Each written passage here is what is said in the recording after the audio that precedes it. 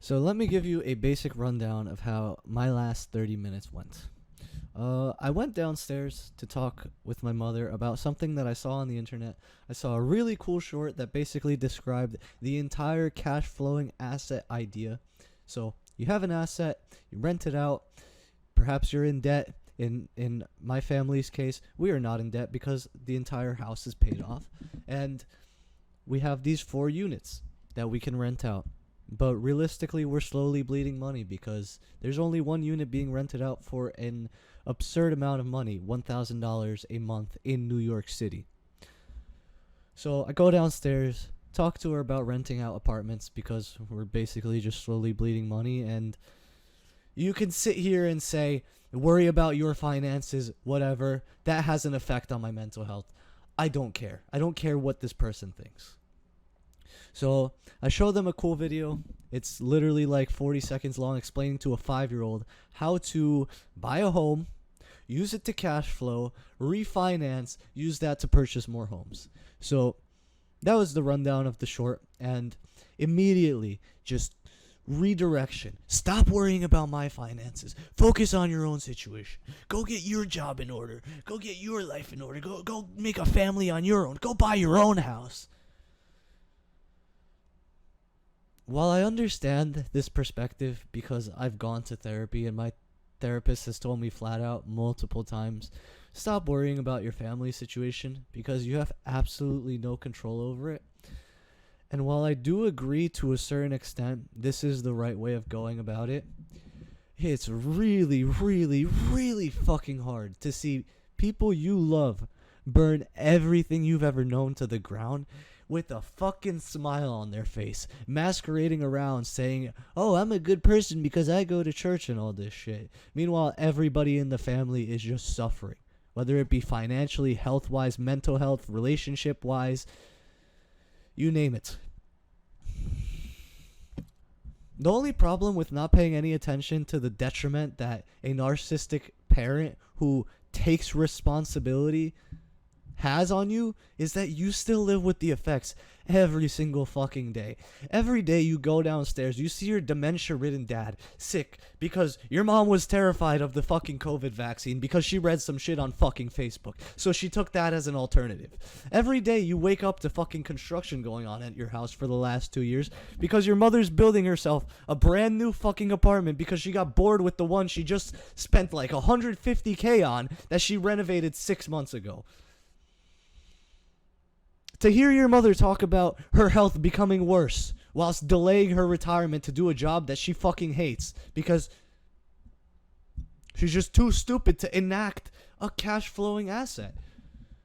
When your time is worth 1/4 what your asset is worth, why are you gonna still go to work and negatively impact your health and then shit on your family because you don't have enough fucking time to do everything that you're supposed to do because you've taken on these types of responsibilities? Now, my family's in a wonderful position. Well, my mother, realistically. We have a 4-unit apartment as well as nearly $500,000 in the bank. And this is from my grandmother passing down her legacy to our family. Now, I think about the fact that my grandma was able to be such an incredible role model for generations. This is going to sound stupid, but I have her right here. This is the last thing she's ever fucking given me. And then to see someone who doesn't care about the legacy or any of her life's work, the hard work that she put in to make sure that generations after her could not live such a fucking shit life, to see your grandma's legacy slowly bleeding because your mother is just too much of a fucking narcissist. Too, whatever you want to call it, too dumb, too afraid to invest it, too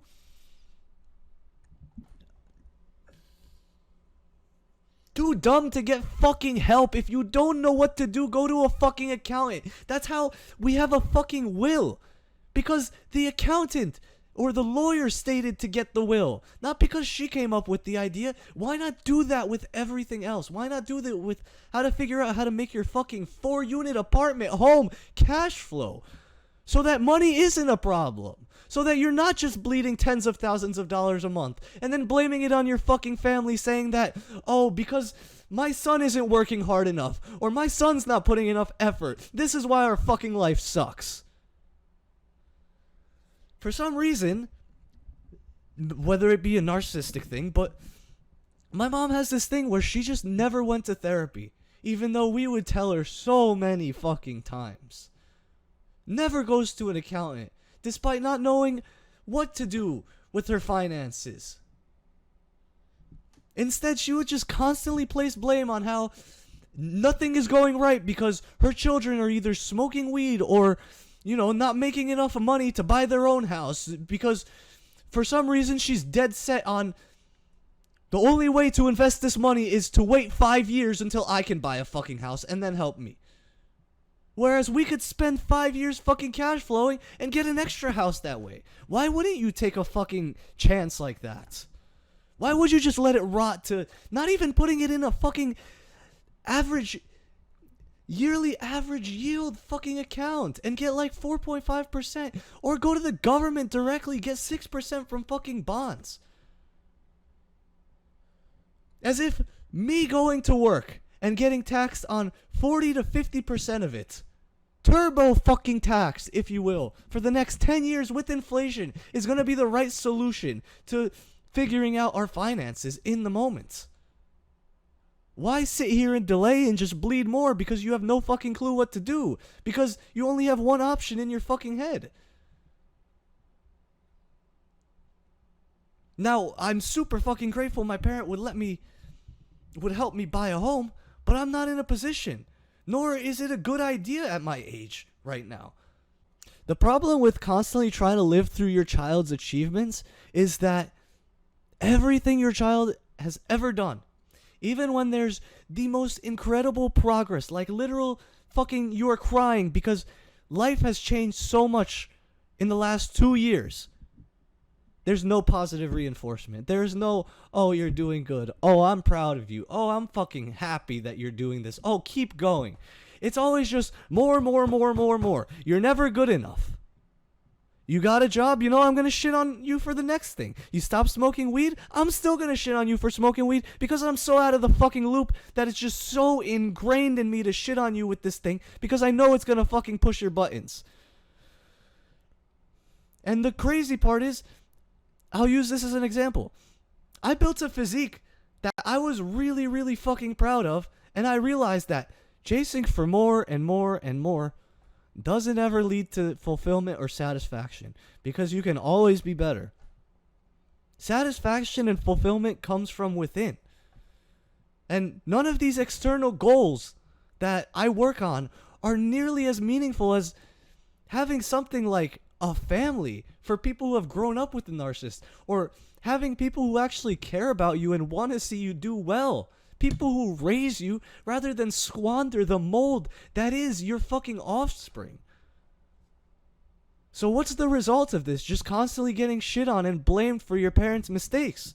Well, you just want to escape and you never want to speak to these fucking people again. The level of resentment that these narcissistic people breed because they've never taken any sort of responsibility, it's fucking heartbreaking. It's heart-wrenching. It fucking destroys the child. I won't share my thoughts on it, but it truly makes you hate the person. Like, to the point that you wish they were fucking dead.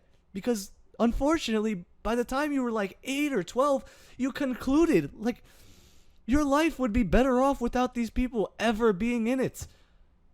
That is detrimental. What's the result of these super high arousal emotions like hate, anger, despair? Well, according to the monks in the East, the human's natural reactions to wanting to tell somebody to just absolutely go fuck themselves, or wanting to punch someone in the face as they're saying the most fucked up shit to you, you just want to isolate. Why? That is your body's natural response to processing these negative emotions. Think back to some sort of breakup or something of that nature. You don't want to go out with your friends to the bar and talk about random stupid shit. You just want to sit inside and feel bad for yourself.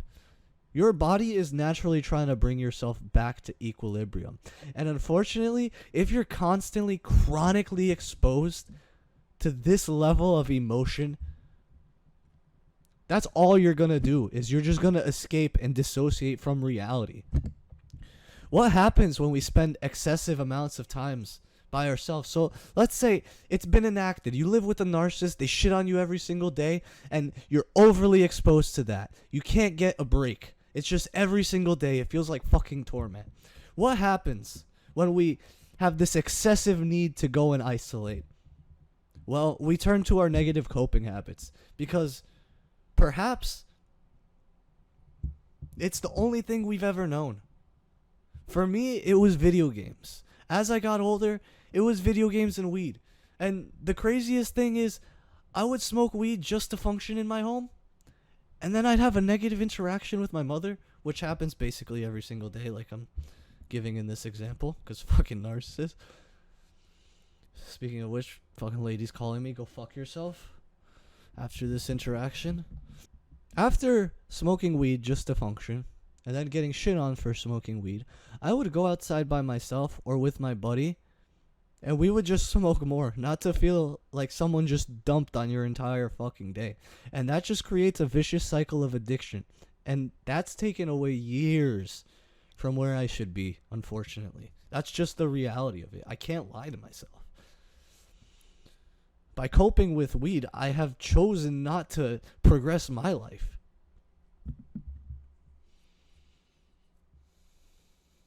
And it's really fucking sad when you feel the need to cope because of a toxic individual, and then they just force you into coping more because they're just so fucking high energy and so high arousal. Somehow, I went 19 years in my household without touching a single drug or alcohol because my mother gave me this idea that it is just the devil's work. Whereas she was lying the whole time. She didn't wait to 21 to consume alcohol. She was fucking smoking cigarettes just before I was born, like before my brother was born. Sometimes I genuinely wonder, how do you even get through this type of a situation?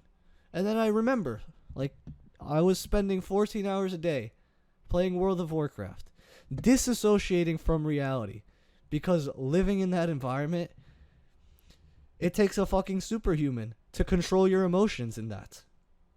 It's impossible. Why do we become addicted to escaping reality, and why do we become so addicted to dissociating from reality? Well, if you think about it, man, reality has fucking sucked to this point, and all it's been is just anxiety and fucking depression from like the age you could even contemplate what depression was before reading it in a fucking book by like the age of 12, man. Chronic exposure to this stuff is the reason we are addicts, we are failures, whatever the fuck you want to call it. Whatever society wants to label us as.